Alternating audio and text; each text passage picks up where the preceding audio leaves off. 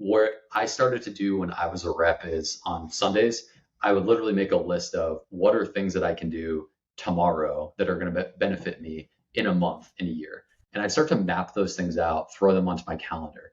This gets really, really important when you're thinking about like starting a new role, transitioning industries, and it gets into education, quite frankly. And that's something we can talk a lot about because that was really important for me. But it's being intentional with I need to do an activity, and whether it's 10% of my time, 20% of my time, but like I need to allocate a lane towards the future and not just allocating it towards what I'm doing now. And I think that being sort of disciplined in that, I don't know if that answers your question, is really the key of just being intentional with it, thinking about it from like your career perspective.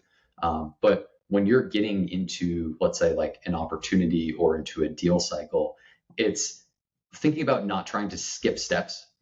Sometimes we hear about, yep, I'm ready to buy. I had a rep that went through this recently where she kept continuing going on into a deal, was brought to the CEO, and we had a conversation, a deal review. We're like, what's the pain? Like something's missing here. And we started to realize that we hadn't really identified somebody that was responsible for the problem. And she got onto the call with the CEO.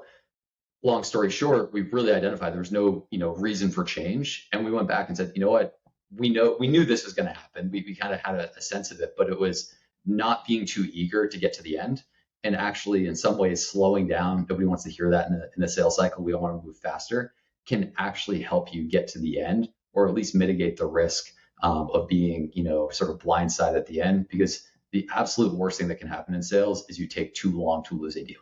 And like, that is the worst thing that can happen. It's not losing a deal. Losing a deal fast is fantastic. If you take too long to lose a deal, you have done something wrong and you need to reevaluate where it went sideways. And I think that that's on us as leaders and managers to make sure that we kind of instill that mindset, because once you unlock that, it changes things.